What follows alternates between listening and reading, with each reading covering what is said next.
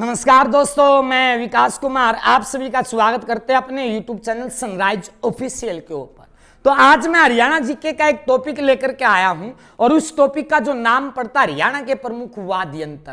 तो यहां से कई बार एग्जाम के अंदर क्वेश्चन आते हैं और कई बार एग्जामिनर एग्जाम के अंदर क्वेश्चन पूछता है। तो यहां से जो हम सबसे पहले क्वेश्चन की शुरुआत करते हैं, उस क्वेश्चन के अंदर क्या पूछा जाता है कि हरियाणा का सबसे पुराना जो वाद्य यंत्र पड़ता है। तो यहां से यह याद रखना कि सबसे पुराना जो वाद्य यंत्र है, तो ये क्वेश्चन अगर एग्जाम के अंदर पूछा जाता है कि हरियाणा का सबसे पुराना जो वाद्य यंत्र पड़ता है उस वाद्य यंत्र का नाम क्या पड़ता है। तो अगर क्वेश्चन आता है एग्जाम के अंदर ये, तो आपको आंसर क्या लगा करके आना है, शंख लगा करके आना है कि हरियाणा का जो सबसे पुराना जो वाद्य यंत्र जो है ना, उस वाद्य यंत्र का नाम क्या पड़ा, शंख पड़ता है। अब यहां से कई बात आपको याद रखना कि ये तो आप लोगों ने याद रख लिया कि हरियाणा का सबसे पुराना वाद्य यंत्र कौन सा निकला, शंख निकल करके आता है। इसके साथ साथ आपको एक बात और याद रखना है कि आपने एक नाम सुना होगा क्या, कि महाभारत का जो युद्ध हुआ था ना, महाभारत का क्या हुआ था भाई, युद्ध हुआ था। और महाभारत का युद्ध सभी को पता है मेरे दोस्त कहां पर हुआ था, कुरुक्षेत्र के अंदर हुआ था। और जो महाभारत का जो युद्ध कुरुक्षेत्र के अंदर हुआ था वो कितना दिन चला था, 18 दिन चला था। कौरव और पांडव के बीच में जो महाभारत का युद्ध 18 दिन जो हुआ, उस युद्ध के अंदर आपने एक नाम सुना होगा, श्री कृष्ण का। तो यहां से इस बात को याद रखना, इस महाभारत के युद्ध में श्री कृष्ण ने एक शंख बजाया था। कई बार एग्जाम के अंदर यह पूछा गया है कि महाभारत के युद्ध में जो श्री कृष्ण ने शंख बजाया था उस शंख का नाम क्या पड़ता है। अगर क्वेश्चन आता है ये, तो आपको आंसर क्या लगा करके आना है, पंचजन्य लगा करके आना है कि महाभारत के युद्ध में श्री कृष्ण ने जो शंख बजाया था ना, उसे शंख का नाम क्या पड़ता है, उस शंख का नाम पड़ा है पंचजन्य। इसके बाद जो दूसरा क्वेश्चन एग्जाम के अंदर आता है, यह पूछा जाता है कि हरियाणा का ये तो सबसे पुराना वाद्य यंत्र था। अगर क्वेश्चन आता है हरियाणा का सबसे सस्ता वाद्य यंत्र कौन सा है, सबसे सस्ता वाद्य यंत्र कौन सा है। अगर क्वेश्चन आता है एग्जाम के अंदर ये कि हरियाणा का जो सबसे सस्ता वाद्य यंत्र पड़ता है ना, कि जो सब तब कम पैसा में खरीद कर ला सके, उस वाद्य यंत्र का नाम क्या पड़ा है, उस वाद्य यंत्र का नाम सामने बेरा होगा। इस वाद्य यंत्र का प्रयोग हर घर के अंदर किया जाता है, तो उस वाद्य यंत्र का नाम पड़ता है मेरे दोस्त के, आपको पता है, घड़ा। तो पानी वाला जो घड़ा है ना, उसके ऊपर गामा में के करया करते, टीप बांधा करते रागणिया वाले, और धे पटापट और उसका ना दून निकाल दिया करते। जाता है एक वाद्य यंत्र का नाम दे दिया, वो हरियाणा का सबसे सस्ता मेरे दोस्त के था वाद्य यंत्र था। तो दो वाद्य यंत्र लिखवाए, पहला वाद्य यंत्र कौन सा, शंख लिखवा दिया, दूसरे वाद्य यंत्र का नाम के लिखवा दिया, घड़ा लिखवा दिया, जो हरियाणा का सबसे सस्ता वाद्य यंत्र है। तीसरे वाद्य यंत्र का नाम पड़ता है मेरे दोस्त के, आपको याद रखना है, नगाड़ा याद रखना है। कदे कोई सा नंगड़ी याद रख लियो, नगाड़ा याद रख लियो। जो नगाड़ा वाद्य यंत्र है ना, यो भी घना खतरनाक है। देखियो यार तक के बात आओगी के नहीं आओगी, हम तो सोचे हैं नगाड़ा बाजे रे बाजे में ब्याह में बाजे है ना। जो नगाड़ा जो है ना, इसका प्रयोग पुराने समय में,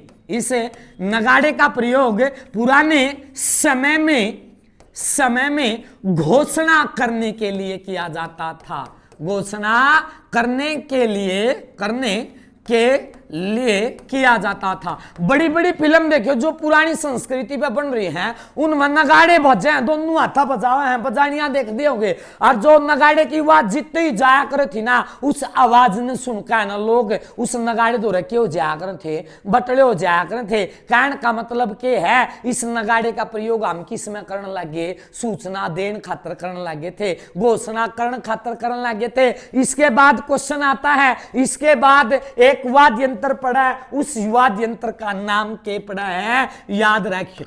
यो के डोल। तो यार तो अब याद रखियो रे पहला 3 चौथे वाद्य यंत्र का नाम के पड़ा है डोल। यो डोल भी के है, यो डोल भी एक वाद्य यंत्र है। तो यार तो बात याद रख लोगे, डोल के है, डोल मेरे दोस्त के है, वाद्य यंत्र है। और इस वाद्य यंत्र का प्रयोग गुरुग्राम व रेवाड़ी के अंदर अहीर जाति के खिलाफ किया जाता था। तो याद रखियो इस वाद्य यंत्र का प्रयोग कहां पर, गुरुग्राम व रेवाड़ी के अंदर, गुरुग्राम व रेवाड़ी के अंदर अहीर जाति के खिलाफ किया जाता था। तो याद रखियो यो के है, डोल के है, डोल भी एक वाद्य यंत्र है। और इस वाद्य यंत्र का प्रयोग क्या में किया जाओ था, अहीर जाति के खिलाफ किया गया। तो शुरू में कौन के खिलाफ कर दिया करते थे। तो आज के टाइम पे है ना दोस्त, यह संस्कृति हमने क्या कर दी, खत्म कर दी। ये है ना इन डोलाना ने किंगा बुलावे हैं, डोलाना ने बेरा किंगा बुलावेंगे। जबकि तो लुगाइया ने चौक चाक पर जाना हो, चौक पूजन जाना होगा ना, जब हम क्या करेंगे, इस डोलाना ने बुलावे हैं। अरे ये बेचारे 800-900 रुपए मांग ले है ना, जब बिनू कहना मैं तो 600 दूंगा। अरे थारे तो इन लोगों का परिवार चल रहा है, तो 800 रुपये मांगा तो ब्याह शादिया में तो मांग दोगे, हूं तो बेचारे को ना मांगना दे भाई। तो 100-200 रुपये फालतू देन देना, तारा गिटवा को ना सुखदा। तो डोले के है, वाद्य यंत्र है, इसका प्रयोग गुरुग्राम और रेवाड़ी के अंदर किन जातियों के खिलाफ किया जाता था, अहीर जाति के। इसके बाद लिखना है और उसका नाम पड़ता है ढोलक। एक तो डोल देखा होगा, एक बार लुगाई गीता में देखियो, जांदी जांदी ना छोटा है, ढोल की ही पिट दिरा, अगर उस नाम के क्या दिया करे हैं, ढोलक क्या दिया करे हैं। तो याद रख लियो ढोलक है, यो ढोलक भी के है, वाद्य यंत्र है। और इस वाद्य यंत्र को क्या कहा गया है, यो वाद्य यंत्र जो है ना, यो वाद्य यंत्र ढोल का छोटा रूप है। देख लियो, दिख का मतलब जो डोल है ना, जो डोल है उस डोल के जिसाई के दिखा है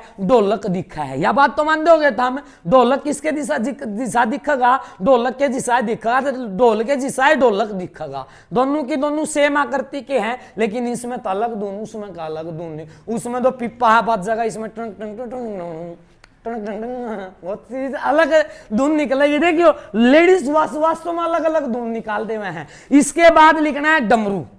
इसके बाद एक वाद्य यंत्र आता है और उस वाद्य यंत्र का जो नाम पड़ता है मेरे दोस्त, क्या, डमरू पड़ता है। डमरू भी क्या है, एक वाद्य यंत्र है। डमरू भी क्या है, एक वाद्य यंत्र है। और इस वाद्य यंत्र का प्रयोग मदारी व मदारियों के द्वारा,